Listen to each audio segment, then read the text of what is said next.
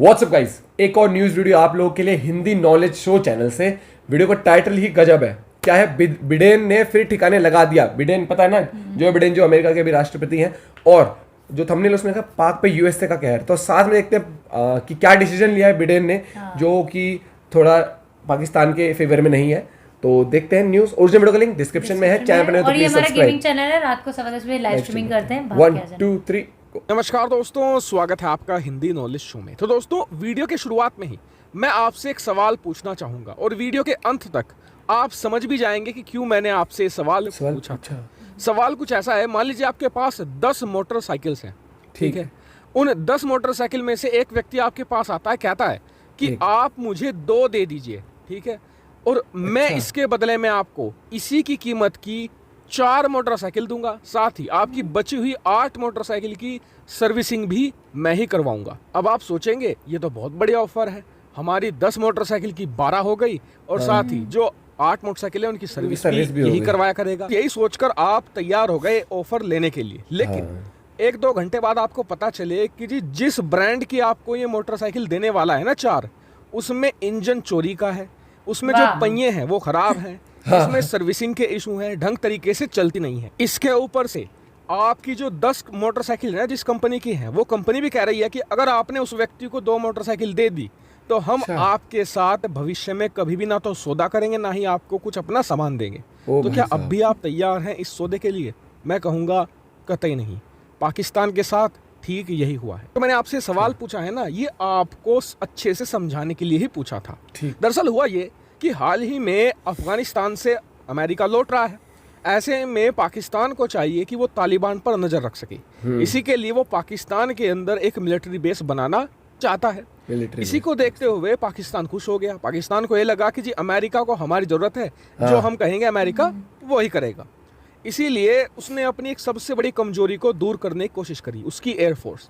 दरअसल पाकिस्तान की एयरफोर्स आज की तारीख में काफ़ी ज़्यादा कमज़ोर हो चुकी है, क्योंकि ज़्यादातर जो लड़ाकू विमान है वो चाइनीज़ हैं, और चाइनीज़ क्वालिटी क्या होती है ये मुझे आपको बताने की ज़रूरत नहीं है। ऐसे में वो ज़्यादा से ज़्यादा वेस्टर्न देशों के, यानी कि पश्चिमी देशों के लड़ाकू विमान लेना चाहता है, जैसे कि F-16 लड़ाकू विमान, जिसे वो काफ़ी लंबे समय से इस्तेमाल भी करता आया है। और पाकिस्तान के लड़ाकू विमान जितने भी हैं उसमें सबसे बेस्ट इसे ही माना जाता है। ऐसे में पाकिस्तान लंबे समय से कोशिश कर रहा है कि अमेरिका से F-16 खरीद ले, लेकिन अमेरिका ने साफ मना करके रखा है कि हम आपको नए F-16 नहीं देंगे। ऐसे में पाकिस्तान यहाँ पर इराक के पास गया।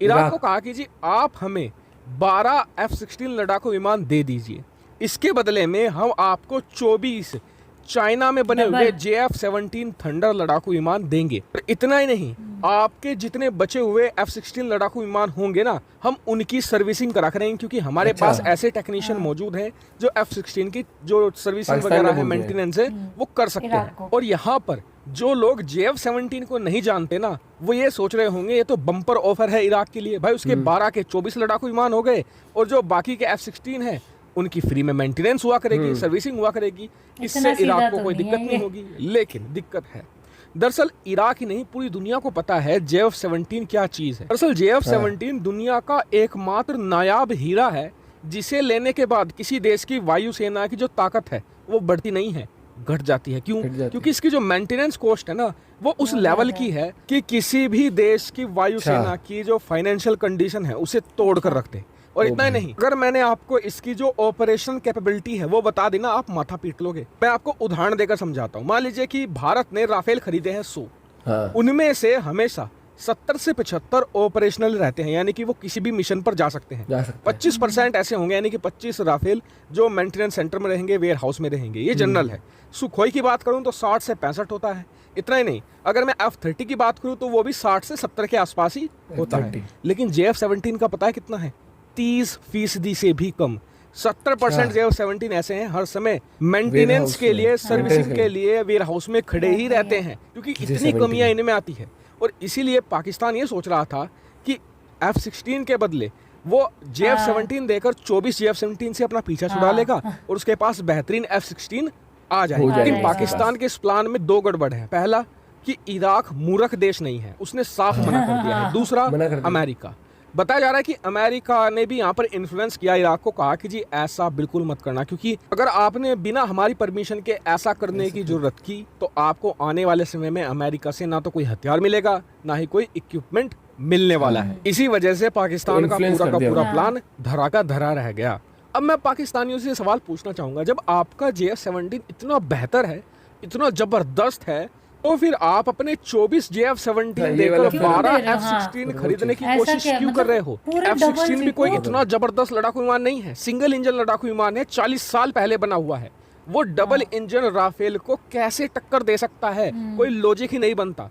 हालांकि आप लोगों का क्या मानना है इस पर कमेंट करके जरूर बताएगा, साथ ही वीडियो को शेयर कीजिएगा और हाँ, चैनल को सब्सक्राइब करना बिल्कुल मत भूलिएगा। थैंक यू भाई, बहुत बढ़िया थे। मतलब पता है क्या, डेली सुबह मतलब जिस भी टाइम में छोटी छोटी वाली न्यूज वाले लाते हैं ना, एक जनरल नॉलेज से बढ़ जाती है, थोड़ा पता है वर्ल्ड अफेयर्स पता है क्या चल रहा है। सीरियसली अभी थोड़ा चैनल के उसमें ना हम खुद ही इतने बिजी हो जाते हैं, इवन टीवी का भी टाइम नहीं मिलता, तो इससे कुछ ना कुछ चीजें पता लगती रहती है। और एक चीज इस पे कहीं ना कहीं अमेरिका ने इन्फ्लुएंस किया होगा इराक को, कि क्या बोलते हैं, हम अगर मना कर रहे हैं तो तुम कैसे। एक बार का, लेकिन मैं से अगर मुझे कोई ऐसा ऑफर देगा ना कि 12 की जगह हम 24 दे रहे हैं और साथ में सर्विस भी फ्री है, तो कुछ ना कुछ तो मेरे माइंड में आएगा कि यार इतना वो कोई नहीं होता कि ऑलमोस्ट चलो एक दो, इनफैक्ट पहली बार तो बंदा देगा ही क्यों कि आप 12 में दे दो, मतलब कि J-17 दे देंगे 24 वैसे तो चाइना से ले, और J-17 वैसे तो बहुत वैसे बताते हैं, लेकिन अब उसको देख के वो F-16 ले जाते हैं तो कुछ ना कुछ होगा। हो गई। और ये बताया ना, वेयर हाउस में क्या बोलते हैं, 70% विमान तो वेयर हाउस में रहते हैं J-17 वाले, कुछ ना कुछ। और वही अगर रफेल की बात करें तो 20 से 25% रहते हैं रफेल।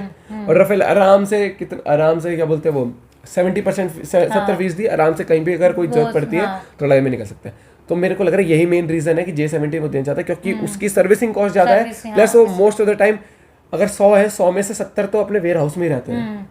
ये चीज पंगा पड़ता है। और लेकिन इराक को मना करने में मेरे को लग रहा है अमेरिका ने कहा ही होगा। अमेरिका का दबदबा हर जगह है यार, वो अमेरिका अगर चाहे तो कुछ भी कर सकता है। मेरे हिसाब से बहुत कुछ सोच समझ के अमेरिका ने फैसला किया होगा और इराक को इन्फ्लुएंस किया होगा इस चीज को लेकर किया होगा। लेकिन हो सकता है यूएस को भी पता होगा ना कि, लेकिन क्योंकि पता है क्या, थोड़ा उसे भी पता होगा कि इतना इजी कोई कैसे भैया ये वो चल रहा है। लेकिन दूसरा ये कि वो अगर पाकिस्तान चाहेगा तो वो चाइना के थ्रू कुछ ना कुछ ले लेगा फिर इसके बदले, क्योंकि उनकी थोड़ी सी अंडरस्टैंडिंग आपस में ज्यादा है, पाकिस्तान और चाइना की है अंडरस्टैंडिंग।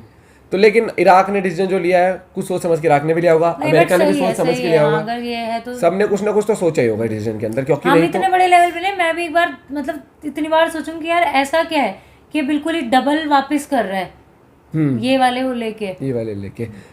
और एक और चीज है कि देखो फाइटर जेट्स कितने हो चुके हैं यार पूरे वर्ल्ड में, तो हाँ सीरियसली सोच रही है इतने। और मेरे को ये समझ नहीं आता अगर जैसे ये अमेरिका से जैसे अपने रफेल आए थे, उड़ के आए थे वहां से, तो मतलब यार ये जहाज उड़ के आते हैं इतनी दूर दूर से, इराक से अमेरिका से, वो करके लाते हैं। नहीं वो नहीं है, लेकिन पानी के रास्ते पानी के रास्ते नहीं, लेकिन इतने सारे इधर उधर मतलब इसका मतलब है वो पैक करके ब्लू पन्नी में पैक करके ऐसे बर्थडे गिफ्ट ऐसे आने चाहिए। नहीं, वीडियो काफी इन्फॉर्मेटिव थी और नई नई चीजें पता लगती है यार। कई जहाजों के नाम तो मैं पता भी नहीं था, बहुत चीज पता लगती है, काफी सारी चीजें जो मुझे नहीं पता थी। मतलब थैंक यू भाई फॉर दिस वीडियो यार, हिंदी नॉलेज तो अमेजिंग चैनल। आप जाके और भी न्यूज वीडियोस आप इनके चैनल पे जाके चेकआउट कर सकते हो, अमेजिंग चैनल है सीरियसली। मिलते हैं एक और वीडियो के साथ, बाय बाय, टेक केयर।